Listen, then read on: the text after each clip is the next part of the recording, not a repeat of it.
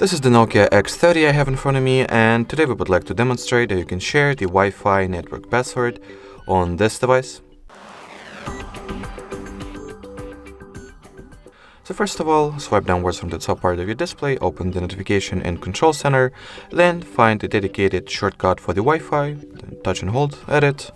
Once at the Wi-Fi settings page, choose what particular network you would like to share the password of. I'll simply go with the one that I'm currently connected to, then tap on it. At the following network details page, click on the share icon. And at the following, share Wi-Fi page, you'll be able to find not only the actual Wi-Fi network password that is located right over here, but also the QR code that you can scan and get automatically connected to the chosen Wi-Fi network.